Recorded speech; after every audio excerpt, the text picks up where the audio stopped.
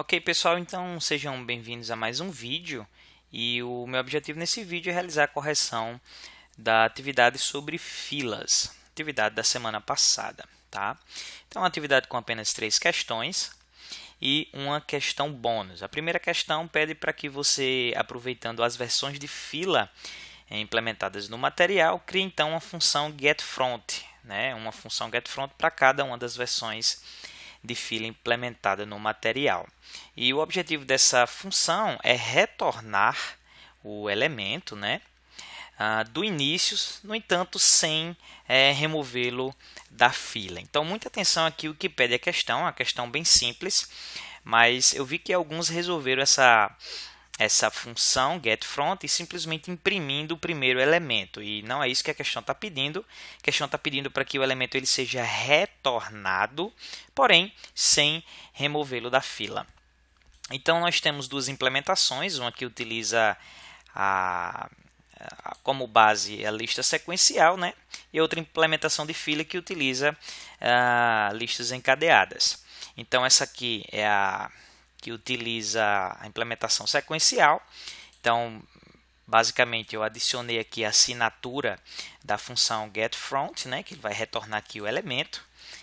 E aqui embaixo eu adicionei a implementação da função, certo? Basicamente, você poderia ter dado um Ctrl+C, Ctrl+V da função dequeue e fazer alguns ajustes, né, para que ao invés de remover o elemento, deixasse o elemento ainda presente na estrutura. Então, o resultado aqui é muito simples, né?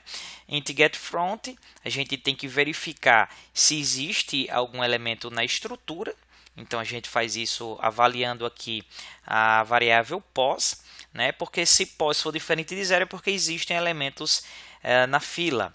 No entanto, se pos for igual a zero, que aqui em C equivale a falso, então é porque não existem elementos na fila. Então, simplesmente, uma vez verificado aqui se há elementos na fila, então a gente pode simplesmente retornar este primeiro elemento. Tá? Caso contrário, não há elementos para retornar fila vazia e a gente usa o mesmo raciocínio aqui do dequeue, né?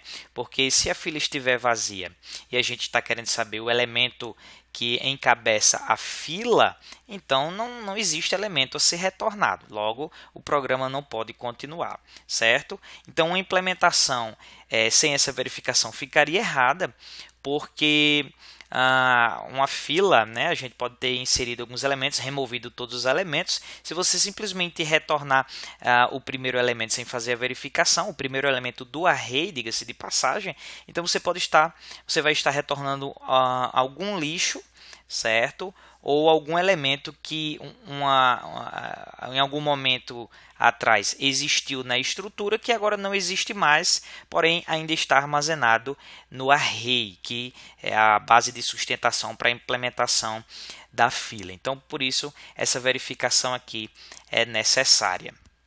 Então, aqui é a primeira parte, eu tenho aqui o outro código já desenvolvido, vou colar aqui no Replit, certo? Então, utilizei o mesmo raciocínio, adicionei aqui a assinatura e também, mais uma vez, eu praticamente copiei aqui a função dequeue e renomeei aqui para getFront fazendo alguns ajustes.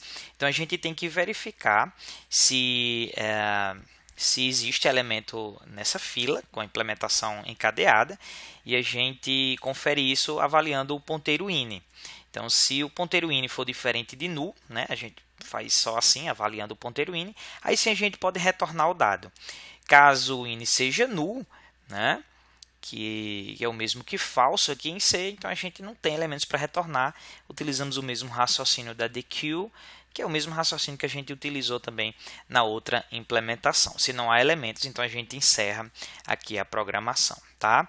Mais uma vez, se aqui você não tivesse verificado, então uma fila vazia, independente de já ter sido enchida e esvaziada, independente disso, você estaria tentando acessar o campo dado de um ponteiro nulo. Então, isso aí geraria um erro em tempo de execução, o que deixa também a questão incorreta.